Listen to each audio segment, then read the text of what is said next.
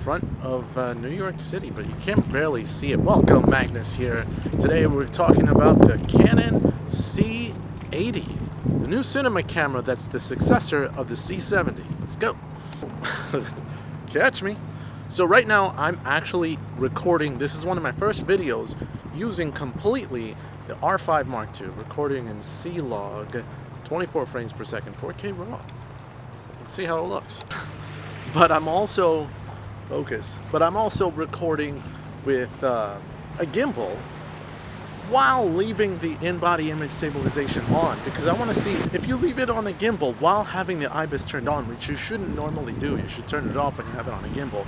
Do you still see the wobbles? Are they cleaned up or are they not? I don't know.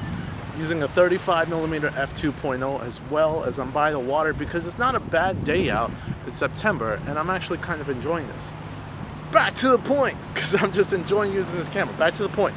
C80, is it worth it? Now, it's a 6K full frame camera. C70 was Super 35, which is a slightly smaller sensor.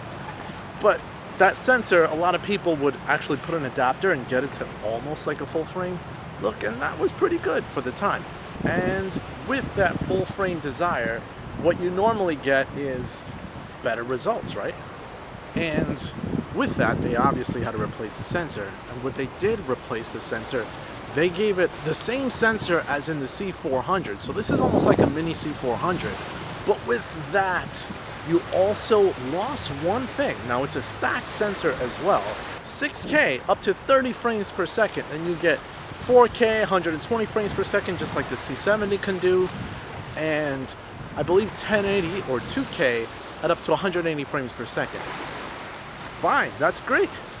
But the dynamic range is kind of where I see that I'm unsure of. The original C70 had a DJO sensor, which is basically taking video at two different ISOs and then combining it so that you get over 16 stops of dynamic range. Now with the C80, this stacked sensor doesn't really have that DJO. Now, from what I understand, that gives you about 15 stops of dynamic range, which I'm getting right now off of the R5.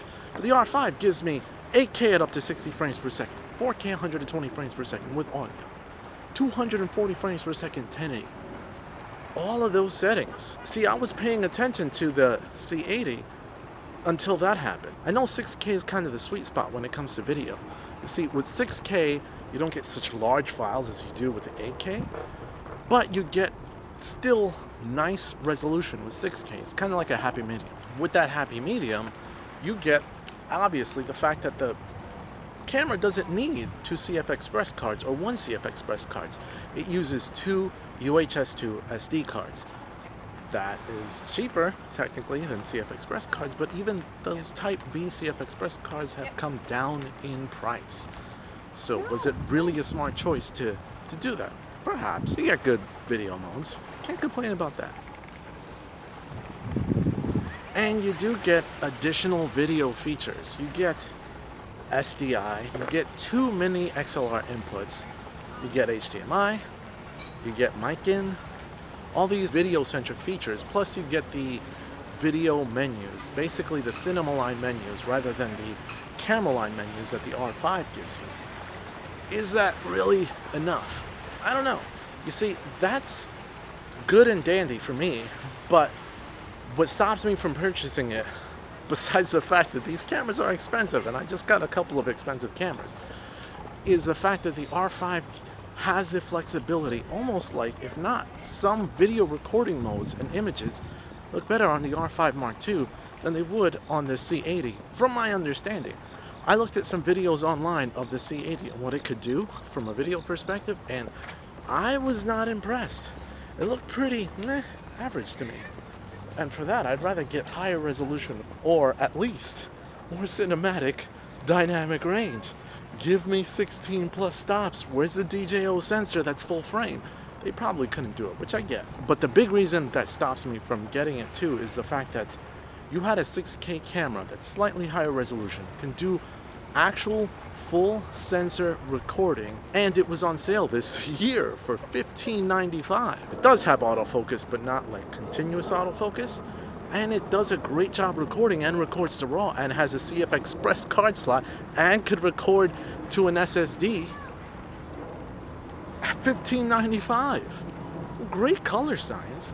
And the dynamic range, no, not as high. It's not 15 stops. It was actually 13 stops of dynamic range, but the image itself looks incredible.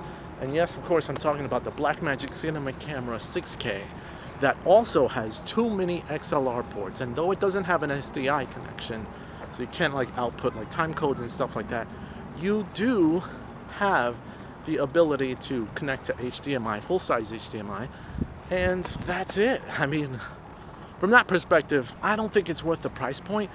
What type of C80 would I have liked? Higher resolution that could downsample. If it had an 8K sensor that could downsample to a 6K image or a 4K image, and all the modes, we're talking 4K 120 oversampled, 6K oversampled from 8K, I mean, that would have been nuts with the DJO sensor. Or imagine a triple GO sensor, like 3 gains of ISO that come down, increasing the dynamic range to levels that we've never seen before. Then I would have been like, okay, maybe I can't afford it, but it's kind of worth it. Anyway, those are just my rambling thoughts. I didn't really organize this video. I just wanted to come out and enjoy one of the last days before it starts to get cold. I'm even wearing a sweater, which I shouldn't have because it's kind of cold. But anyway, if you've got any comments, let me know in the comments down below. Would you get this camera? Especially if you're not into cinema, would you get this camera? Make my day if you subscribe to today's Magnus. I'm out. See you later. Magnus Video Production, the place to be. Learn about mirrorless cameras, set your creativity.